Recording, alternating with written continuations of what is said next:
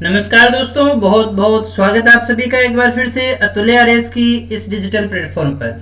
दोस्तों, हमने शुरू किया है रीट एसएसटी और रीट साइकोलॉजी के लिए आरबीएससी बुक्स पर आधारित टेस्ट सीरीज, और उसी श्रृंखला में इस वीडियो में हम बात करने वाले हैं साइकोलॉजी, जो कि कक्षा और 12 के अंदर आरबीएससी की जो हमारी पुस्तकें हैं उनसे संबंधित प्रश्नों के विषय में।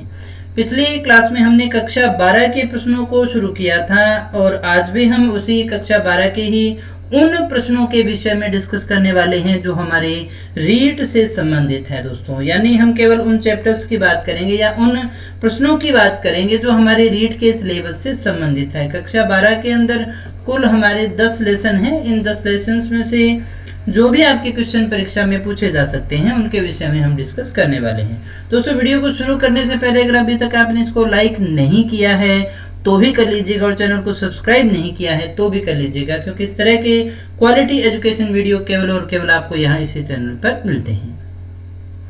तो चलिएगा शुरू करते हैं आज के टेस्ट को और बात करते हैं आज के हमारे पहले प्रश्न की। तो पहला हमारा प्रश्न है, मनोविज्ञान में मानव व्यवहार को बांटा गया है अच्छा बुरा, सामान्य असामान्य, ऊंचा नीचा या फिर उपयुक्त में से कोई नहीं।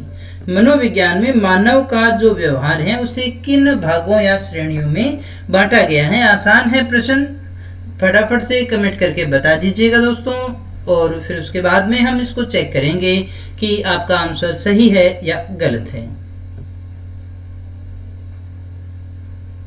तो दोस्तों, इसका राइट आंसर हमारा है नंबर 2। मनोविज्ञान में व्यवहार को 2 भागों में बांटा जाता है। एक व्यवहार होता है सामान्य और दूसरा होता है असामान्य। इस प्रकार से 2 भागों में हम इसे बांटते हैं। सही आंसर हमारा नंबर 2। मनोव्याधिकी शब्द का अर्थ क्या है।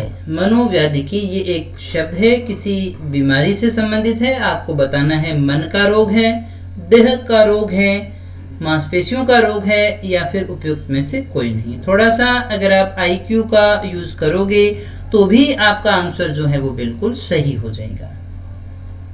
तो दोस्तों, यहाँ जो हमारा राइट आंसर है वो है नंबर 1, मन का रोग है। मन व्याधि, यहाँ आप देख सकते हैं मन की व्याधि है ना, यानी मन का रोग है। निम्न में से कौन सी एक दुश्चिंता विकृति का प्रकार नहीं है। इनमें से कौन सा एक है जो दुश्चिंता विकृति का प्रकार नहीं है। दुर्भीति, मनोग्रस्थिति, बाध्यता, कायरूप विकार या फिर आतंक। दोस्तों, थोड़े क्लिनिकल साइकोलॉजी टाइप के भी क्वेश्चन आपके जो 12 की बुक्स में से हैं, तो जहां तक संभव कहीं से भी थोड़ा बहुत भी अगर आपके सिलेबस से अटैच है तो वो क्वेश्चन मैंने आपसे पूछा है ना। जो बिल्कुल अलग हैं, तो जो आपसे कभी पूछे नहीं जा सकते उनका अपने त्याग कर रहे हैं, उनकी बात अपने नहीं करने वाले हैं। तो यहाँ दोस्तों हमारा राइट आंसर होगा नंबर 3, काय रूप विकार जो है वो काया से संबंधित है, इसलिए श्रेणी में नहीं आता है। काय रूप विकार का प्रकार है पीड़ा विकार, परिवर्तन विकार, स्वकाय दुश्चिंता या फिर सभी। काय रूप विकार का प्रकार इनमें से कौन सा है दोस्तों, फटाफट से कमेंट करके बता दीजिएगा।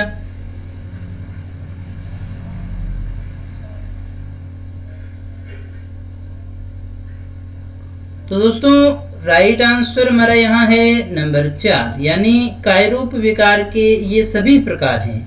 पीड़ा विकार भी है, परिवर्तन विकार भी है, स्वकाय दुश्चिंता भी है। नेक्स्ट क्वेश्चन है हमारा, निम्न में से किसका संबंध द्रव्य संबंध विकार से है। इनमें से आपको बताना है द्रव्य निर्भरता है, द्रव्य दुरुपयोग है, 1 व 2 दोनों है या फिर इनमें से कोई सा भी नहीं। इनमें से किसका संबंध द्रव्य संबंध विकार से है दोस्तों, फटाफट से कमेंट करके बताइएगा मेरे दोस्तों, क्या होगा हमारा सही आंसर।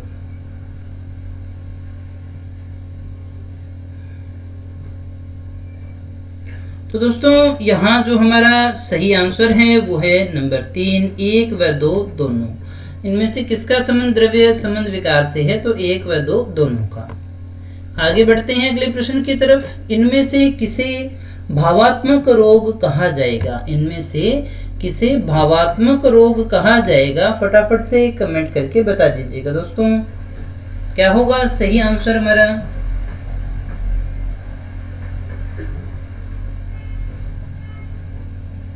तो दोस्तों राइट आंसर हमारा यहाँ है नंबर 2, उत्साह विषाद मनोविकृति। ये एक प्रकार का भावात्मक रोग कहा जाएगा। बुलिमिया एक रोग है। इसमें रोगी को, ये क्वेश्चन आपने बहुत बार पढ़ा होगा, बालक से संबंधित एक मुख्य बीमारी है। भूख कम लगती है, प्यास अधिक लगती है, भूख अधिक लगती है या फिर प्यास कम लगती है। बुलिमिया क्या है दोस्तों? फटाफट से कमेंट करके बताइएगा।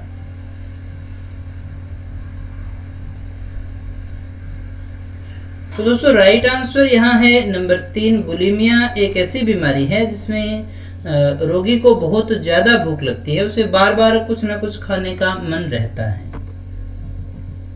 मानसिक दुर्बलता में व्यक्ति की बुद्धि लब्धि होती है। एक प्रकार से पूछा जा रहा है मानसिक रूप से जो दुर्बल व्यक्ति है उसकी आईक्यू बुद्धि लब्धि कितनी होगी?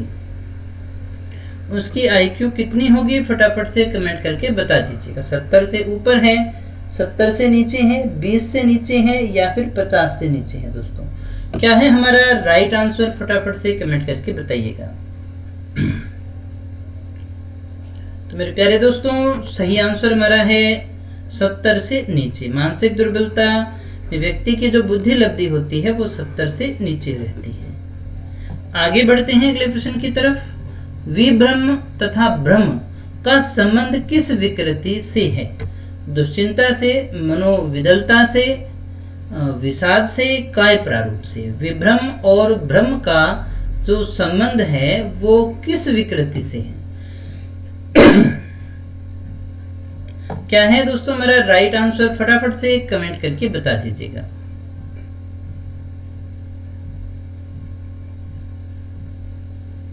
तो दोस्तों राइट आंसर हमारा यहाँ है नंबर 2, मनोविदलता। किस विकृति से है? भ्रम और विभ्रम का संबंध मनोविदलता से। मनोविदलता के धनात्मक लक्षणों में किसे शामिल करेंगे? मनोविदलता के धनात्मक पॉजिटिव जो लक्षण है उसमें किसे शामिल करेंगे? भ्रमाशक्ति, विभ्रांति, असंगठित चिंतन एवं भाषा या फिर उपरोक्त सभी? क्या है दोस्तों राइट आंसर हमारा? फटाफट से कमेंट करके बता दीजिएगा।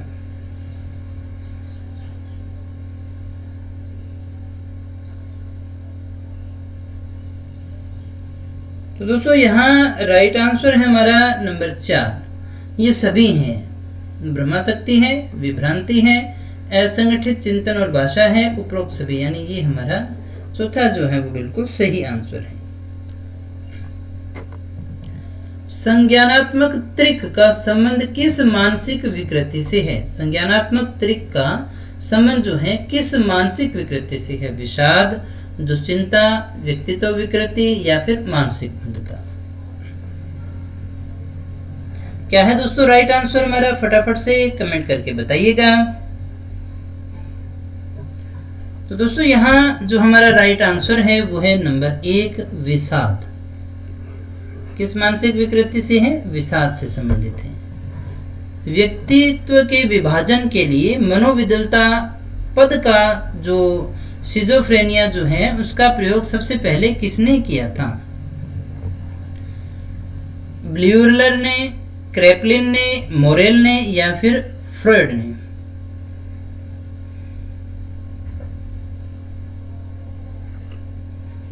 मनोविदलता का इंग्लिश नेम सिजोफ्रेनिया है और शायद इससे आपको ज़्यादा अच्छे से समझ में आता भी होगा। कई बार इसका प्रयोग जो है हम मानसिक रोग के लिए भी करते हैं, है ना, जो बहुत ज़्यादा तनाव में रहता है, अपने अंदर ही रहता है, इस प्रकार की चीज़ों को यहाँ देखा जाता है। राइट आंसर हमारा नंबर 1, ब्ल्यूलर। मानसिक क्रियाओं का वैज्ञानिक अध्ययन किस विषय में किया जाता है? बहुत आसान प्रश्न। अगर ये सही नहीं है तो फिर मानसिक रोग होने की संभावना हो सकती है ना। मनोविज्ञान है, रसायन विज्ञान है, भौतिक विज्ञान है या फिर कोई भी नहीं, तो राइट आंसर हमारा हो जाएगा नंबर 1, मनोविज्ञान। आगे बढ़ते हैं। नॉर्मल शब्द किसका बोध कराता है? मूल्यों का, मानकों का, विचारों का, विश्वासों का। नॉर्मल जो शब्द है किसका बोध कराता है? मूल्यों का, मानक का, विचारों का या विश्वासों का? फटाफट से कमेंट करके बता दीजिएगा दोस्तों। तो दोस्तों राइट आंसर हमारा यहाँ हो जाएगा नंबर 2 मानक। आगे बढ़ते हैं। विचलित का अर्थ क्या है? इनमें से आपको बताना है। पथभ्रष्ट होना, भटक जाना, डगमगाना या फिर उपयुक्त सभी।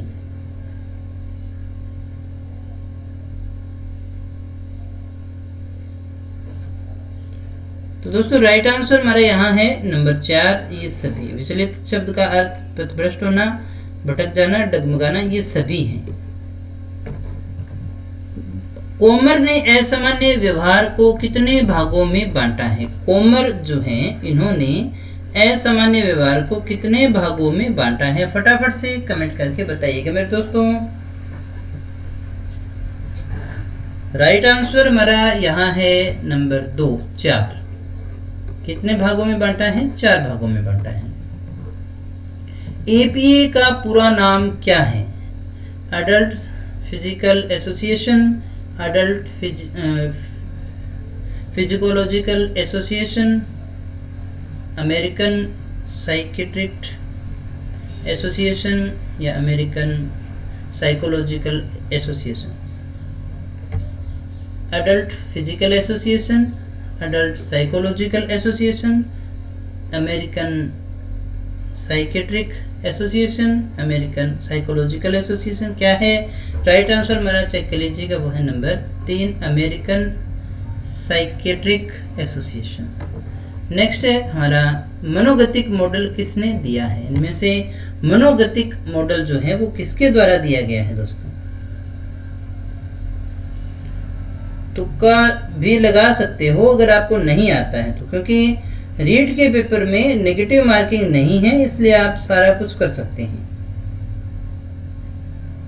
तो राइट आंसर हमारा यहाँ हो जाएगा नंबर 4 विश्लेषणात्मक कहें, मनोगतिक कहें, इस प्रकार के जो मॉडल शब्दों का प्रयोग ज्यादातर इन्हीं के द्वारा किया गया है। डायथिसिस का अर्थ क्या होता है? विकृति, असामान्य व्यवहार, दोनों या फिर इनमें से कोई नहीं। क्या है दोस्तों हमारा राइट आंसर? फटाफट से कमेंट करके बताइएगा। तो दोस्तों राइट आंसर हमारा यहाँ हो जाएगा नंबर 3 दोनों। डायथिसिस का अर्थ है दोनों, विकृति भी है, असामान्य व्यवहार भी है। नेक्स्ट क्वेश्चन हमारा, असामान्य व्यवहार के कितने कारक पाए जाते हैं? असामान्य व्यवहार के कितने कारक पाए जाते हैं? 3 4 2 10। तो दोस्तों राइट आंसर हमारा यहाँ हो जाएगा नंबर 1 3 कारक पाए जाते हैं। कितने पाए जाते हैं दोस्तों? 3 कारक पाए जाते हैं। नेक्स्ट क्वेश्चन हमारा, शरीर की संरचना किसके द्वारा निर्धारित होती है? हृदय, आनुवंशिकता, विभिन्न अंग या फिर कोई भी नहीं। शरीर की जो संरचना है वो किसके द्वारा निर्धारित होती है, यानी बॉडी कैसा होगा ये निर्धारित करती है हमारी आनुवंशिकता। तो 2 नंबर ऑप्शन जो है हमारा बिल्कुल सही है। अगला हमारा प्रश्न है, पीटीएसडी का पूरा नाम आपको बताना है। Post traumatic stress disorder, pre traumatic stress disorder, prime traumatic stress disorder या प्राइमरी ट्रॉमेटिक स्ट्रेस डिसऑर्डर। क्या है राइट आंसर हमारा? तो दोस्तों राइट आंसर हमारा यहाँ है number 1 post traumatic stress disorder, ये हमारा राइट आंसर है। अगला हमारा प्रश्न है, विच्छेद का अर्थ क्या है? अलग होना, दूर होना, जुदा होना या फिर उपयुक्त सभी। विच्छेद का अर्थ क्या है? अलग होना, दूर होना, जुदा होना या फिर उपयुक्त सभी। फटाफट से कमेंट करके बता दीजिएगा।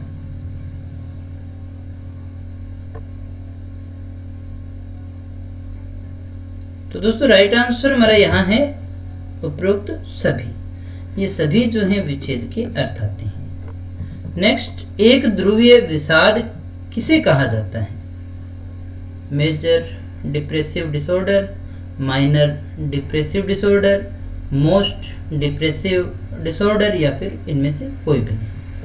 एक ध्रुवीय विषाद इनमें से हम किसे कहेंगे?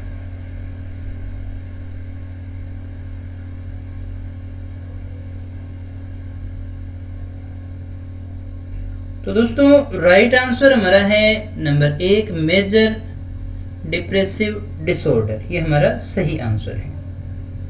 नेक्स्ट क्वेश्चन हमारा, उन्माद में रोगी की स्थिति कैसी होती है? अति सक्रिय, अति उत्साही, जोशीली या फिर उपयुक्त सभी प्रकार की?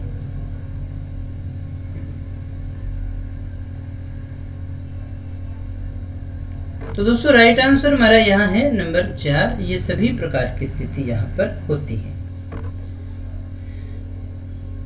नेक्स्ट क्वेश्चन हमारा, अवधान न्यूनता किसमें पाई जाती है? यानी ध्यान देने की जो क्षमता है, अवधान की जो न्यूनता है, वो किसमें पाई जाती है? ADHD, DDHA, ADBD, ADCD?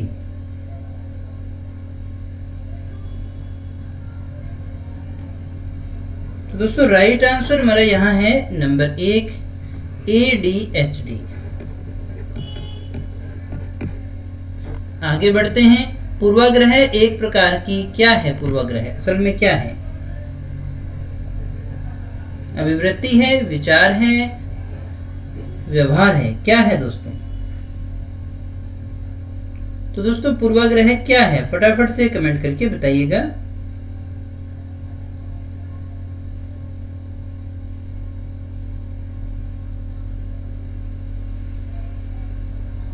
तो दोस्तों राइट आंसर हमारा यहाँ हो जाएगा नंबर 1। पूर्वाग्रह किसी भी चीज के बारे में हो सकता है हमारा, जिसे हम अभिवृत्ति या एटीट्यूड के नाम से जानते हैं। एटीट्यूड एक किसी भी चीज के प्रति हमारी पूर्व धारणा है, जो सकारात्मक भी हो सकती है, नकारात्मक भी हो सकती है। वह व्यक्ति जो छवि निर्माण की प्रक्रिया में छवि बनाता है, वह कहलाता है।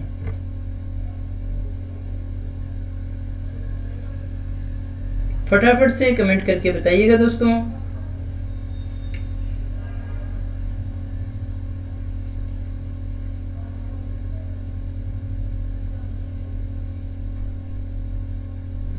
तो दोस्तों यहाँ जो हमारा राइट आंसर है वो हो जाएगा नंबर 2, प्रत्यक्षणकर्ता हम इसे कहते हैं।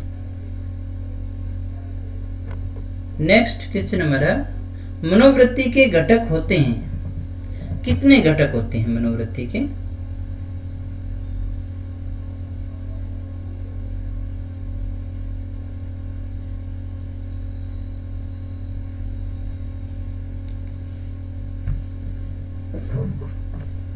दोस्तों राइट आंसर हमारा यहाँ है नंबर 4, 3 घटक होते हैं। कितने?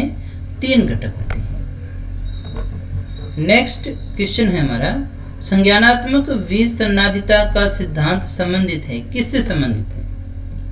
रूढ़िवादिता से, अभिवृत्ति से, अभिवृत्ति परिवर्तन से, प्रसामाजिक व्यवहार से? क्या है राइट आंसर हमारा? दोस्तों आप जो प्रश्न पढ़ रहे हैं अभी, ये सारे के सारे RBSC की कक्षा 12 की साइकोलॉजी की बुक से हैं, और हम स्पेशली उन प्रश्नों को देख रहे हैं जो आपकी रीट के सिलेबस से संबंधित हैं। कोशिश की गई है कि आपको सारे आंसर, सारे क्वेश्चन मिल जाए और बिल्कुल सटीक मिले। कोई मानवीय स्वभाव के कारण कोई हो सकता है लिखने में, टाइपिंग में कभी कोई मिस्टेक भी संभावित है दोस्तों, लेकिन अधिकतम आपको शुद्धि के साथ में ही करवाया जाता है। फिर भी आपको लगे किसी प्रकार की कोई शंका समाधान हो तो आप कमेंट कर सकते हैं, आपको बिल्कुल जो है सॉल्यूशन बताया जाता है। तो संज्ञानात्मक विसंनादिता का सिद्धांत किससे संबंधित है? ये अभिवृत्ति के परिवर्तन से संबंधित है। नेक्स्ट क्वेश्चन हमारा, लक्ष्य के व्यवहार के कारण देना किस मनोवैज्ञानिक प्रक्रिया का मुख्य तत्व है? लक्ष्य के व्यवहार के लिए कारण देना किस मनोवैज्ञानिक प्रक्रिया का मुख्य तत्व है? रूढ़िवादिता, गुणारोपण, पूर्वाग्रह या फिर छवि निर्माण? क्या है दोस्तों राइट आंसर हमारा? फटाफट से कमेंट करके बता दीजिएगा।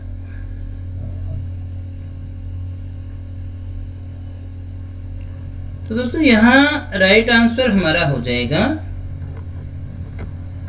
नंबर 2, गुणारोपण। क्या हो जाएगा दोस्तों? गुणारोपण।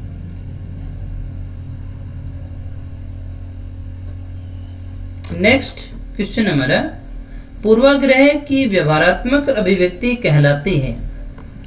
अभिवृत्ति असमायोजन, सामाजिक दूरी या फिर विभेद। पूर्वाग्रह की व्यवहारात्मक जो अभिव्यक्ति होती है उसे हम क्या कहते हैं? फटाफट से कमेंट करके बताइएगा दोस्तों, क्या होगा हमारा राइट आंसर। तो दोस्तों राइट आंसर हमारा यहाँ हो जाएगा नंबर 4, इसे कहते हैं हम विभेद। क्या कहते हैं दोस्तों? विभेद कहते हैं।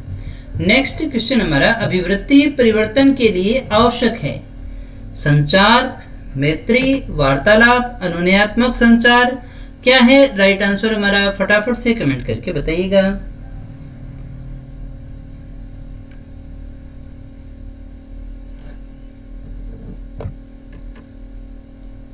आंसर नंबर 4 ये हमारा सही आंसर है। अनुनयात्मक संचार अभिवृत्ति परिवर्तन के लिए ये आवश्यक होता है। जन्म के समय बच्चा होता है सामाजिक, असामाजिक, निसामाजिक या फिर कोई भी नहीं।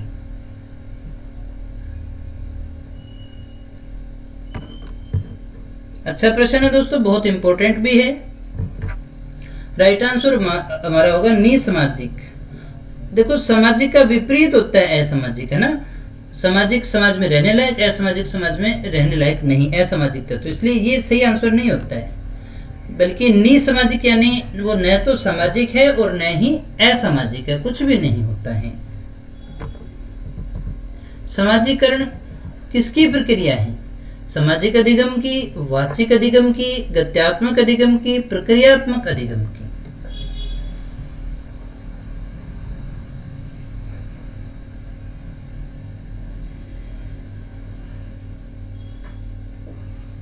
राइट आंसर है दोस्तों हमारा नंबर 1, सामाजिक अधिगम की। किसकी प्रक्रिया है? सामाजिक अधिगम की। प्राथमिक समाजीकरण कहाँ होता है?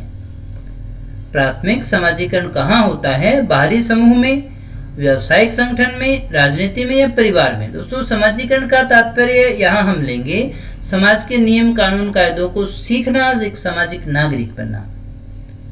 बड़ा अच्छा और आसान प्रश्न भी है, मुझे उम्मीद है आप सभी का सही होगा। चेक करिएगा। राइट आंसर हमारा नंबर 4, परिवार में। तो प्राथमिक समाजीकरण कहाँ होता है? परिवार में होता है दोस्तों, इसलिए परिवार को प्राथमिक पाठशाला कहा जाता है। समाजीकरण की प्राथमिक पाठशाला किसे कहते हैं दोस्तों? हल्का सा रिकॉल करोगे तो ये क्वेश्चन आपका गलत होने वाला नहीं है। तो दोस्तों राइट आंसर हमारा यहाँ हो जाएगा नंबर 1, परिवार। समाजीकरण की प्राथमिक पाठशाला किसे कहते हैं? हम परिवार को कहते हैं। अभिवृत्ति कैसी होती है? प्रदत्त, अर्जित, दोनों या कोई भी नहीं।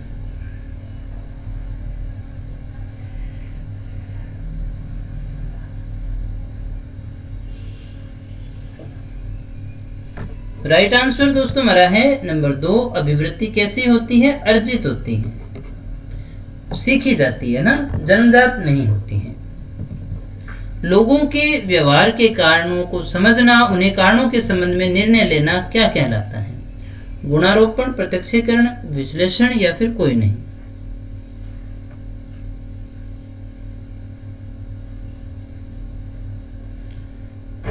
राइट आंसर है दोस्तों हमारा नंबर 1, गुणारोपण। ये हमारा सही आंसर है।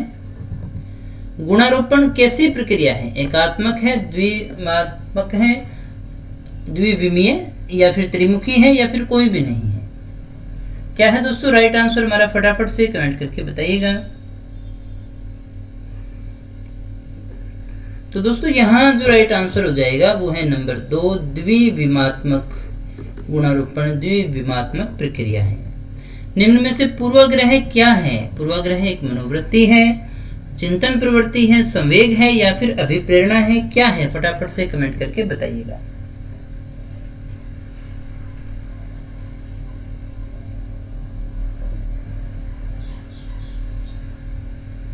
तो दोस्तों राइट आंसर यहाँ पर है नंबर 1, पूर्वाग्रह क्या है? एक मनोवृत्ति है। सही आंसर हमारा ये हो जाएगा। नेक्स्ट क्वेश्चन हमारा, वह व्यवहार जो विभेदन पर आधारित हो क्या कहलाता है? पूर्वाग्रह, समाजीकरण, प्रेरक व्यवहार या फिर सरलीकरण। वह व्यवहार जो विभेदन पर आधारित हो क्या कहलाएगा?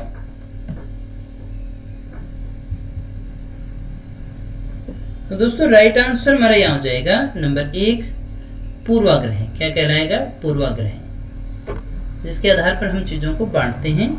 पूर्वाग्रह को दूर करने का कौन सा उपाय नहीं है? शिक्षा, प्रचार, भोजन, कानून। क्या है दोस्तों राइट आंसर? फटाफट से कमेंट करके बताएं।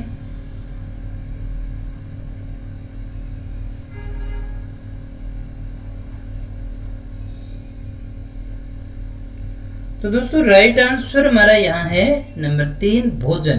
पूर्वाग्रह को दूर करने का उपाय नहीं है, भोजन नहीं है। शिक्षा, प्रचार, कानून के द्वारा कोई भी चीज जिसके प्रति हमारे मन में पूर्वाग्रह है उसे दूर किया जा सकता है।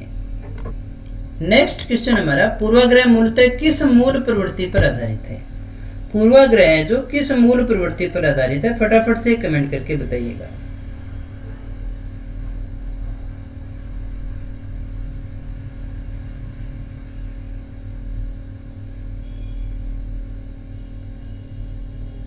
तो दोस्तों राइट आंसर हमारा यहाँ हो जाएगा नंबर 4 घृणा मूलक जो मूल प्रवृत्ति है उस पर आधारित होता है।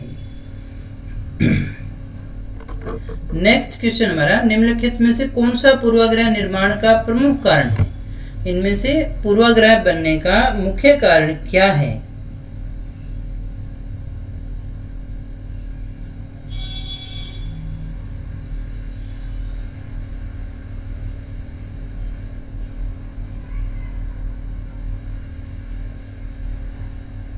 तो दोस्तों राइट आंसर हमारा नंबर 4 ये सभी।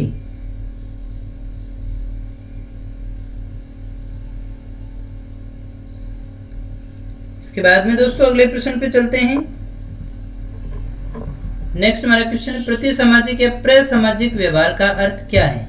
प्रति सामाजिक या प्रसामाजिक व्यवहार का अर्थ क्या है? समाजोपयोगी व्यवहार करना, समाज विरोधी व्यवहार करना, कर्तव्य पूर्ति करना या फिर नैतिक व्यवहार करना।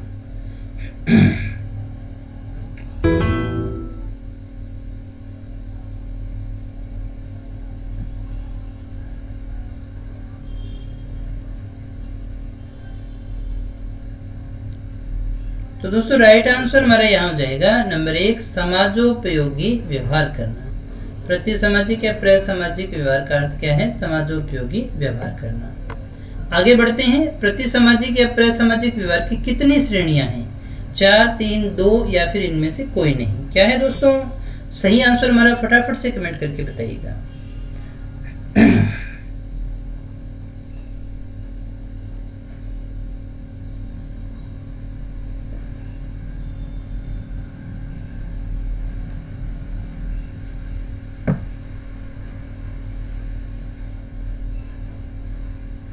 तो दोस्तों राइट आंसर हमारा यहाँ है नंबर 3 यानी कि 2 श्रेणियां हैं। कितने श्रेणियां हैं? 2 श्रेणियां हैं।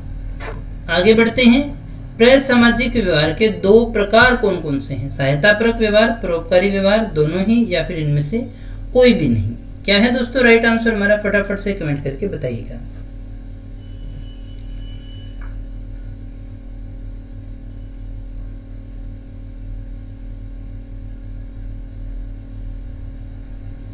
राइट आंसर है दोस्तों हमारा नंबर 3। ये दोनों ही जो हैं इसी पर 2 प्रकार होते हैं प्रसामाजिक व्यवहार के, सहायतापरक और परोपकारी व्यवहार, ये दोनों ही सही हैं।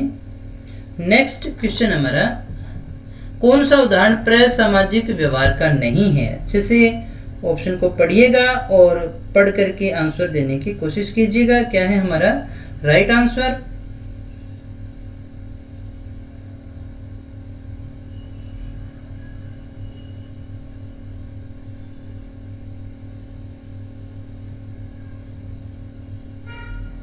तो दोस्तों राइट आंसर हमारा यहाँ है नंबर 4 चोरी में चोर की सहायता करना, ये प्रसामाजिक व्यवहार नहीं है।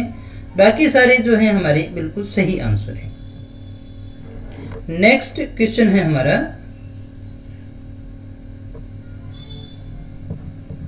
सहायतापरक व्यवहार का अर्थ है स्वयं को खतरे में डाले बिना ही दूसरों की मदद करना, स्वयं को खतरे में डालकर दूसरों की मदद करना, मानकों की अपेक्षा करके दूसरों की मदद करना या फिर स्वहित के लिए दूसरों की मदद करना।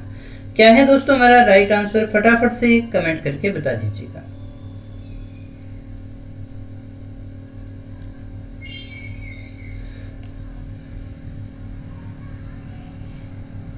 तो दोस्तों राइट आंसर हमारा यहाँ है नंबर 1, स्वयं को खतरे में डाले बिना ही दूसरों की मदद करना। सहायता परक व्यवहार का अर्थ यही है कि दूसरों की मदद तो करनी है लेकिन स्वयं को खतरे में नहीं डालना है।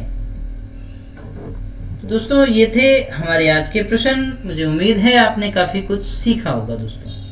तो दोस्तों नेक्स्ट वीडियो में कक्षा 12 के कुछ और प्रश्नों के विषय में हम बात करेंगे। तब तक यूं ही बने रहिए हमारे साथ। Thank you very much.